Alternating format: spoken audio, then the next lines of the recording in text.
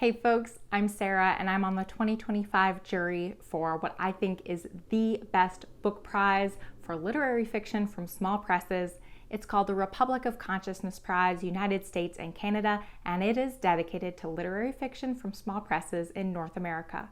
Over the next few months, I will be sharing every single book nominated for the prize, and while I can't share my personal opinions on each book just yet, I will share enough details so that you can get to know the book and the publisher. Every book gets its very own video, and you are not going to want to miss a single one.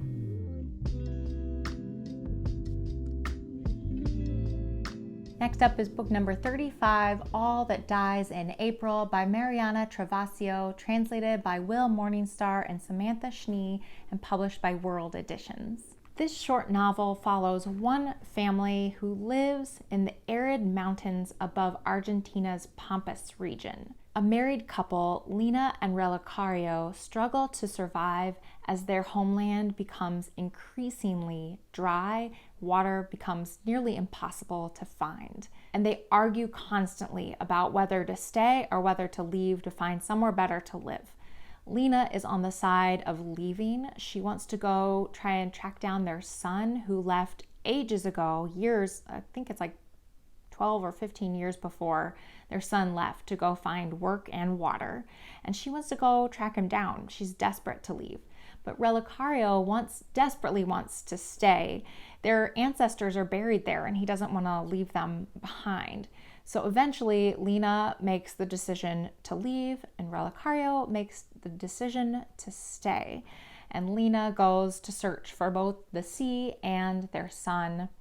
So she heads off, and a couple of weeks later, Relicario decides that he doesn't really like being there without his wife, and so he digs up some of their ancestors' bones and packs them up, heads off with a donkey to go and track down his wife. And from there, for the first half of the book, you get the alternating stories of their parallel journeys for Lina to go find their son and water, and her husband to go find Lina. And along the way, they encounter friendship, they encounter violence, they encounter hope and despair and water.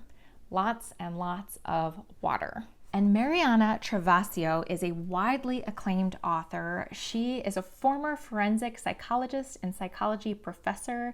She was born in Argentina but grew up in Sao Paulo, Brazil, but now lives back in Argentina and Buenos Aires. And this is her first book to be published in English.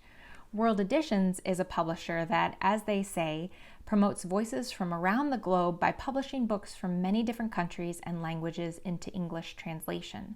Through our work, we aim to enhance dialogue between cultures, foster new connections, and open doors which otherwise may have remained closed. And one of the blurbs for this book calls it a roadless road novel because they really aren't on a road.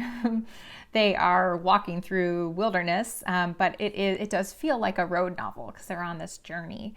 So I want to talk about something that I've talked at length about in an older video, and that is the road novel. It's such a compelling structure for a story. I think a lot of us are drawn to it because it's an adventure. Like, who wouldn't want to follow along on an adventure? And my previous video about road novels was actually about the lack of female character-led road novels and how stories about adventures on the road tend to be about men having those adventures on the road, and women's stories are often more relegated to the home space rather than adventures on the road. But here in All That Dies in April, we have Lina, who's the one who is desperate to set out on the road. And of course, I think one of the first things that comes to the mind of many, myself included, when thinking about women on the road alone, is the danger that they might encounter, particularly danger from men. But remarkably, Lina encounters only helpful people on her journey. And violence against women is a theme in this book, but it doesn't become a theme while Lina is on the road. I don't want to give any spoilers away, but it is not while Lina's on the road that this theme comes up. And as I was thinking about this as a road novel, I was realizing that there are so many different types of road novels.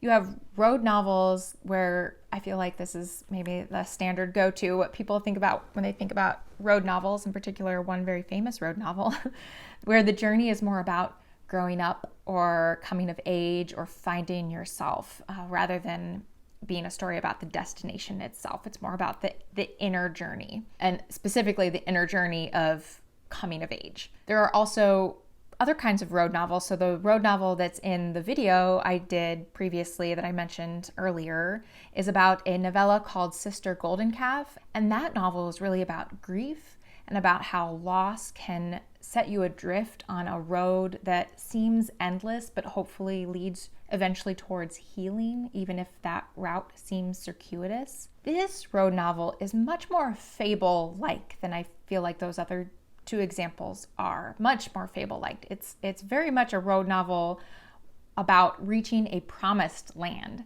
but the whole time you have a sense that this is going to be a false promised land. So of course I'm curious, what other types of road novels have you encountered in your reading? Let me know the examples in the comments below, and this is my example for you. And that's just one of many incredible books nominated by one of many incredible publishers. The long list of 10 books is usually announced in mid-January-ish, but I guarantee you there are going to be more than 10 amazing books from these nominees.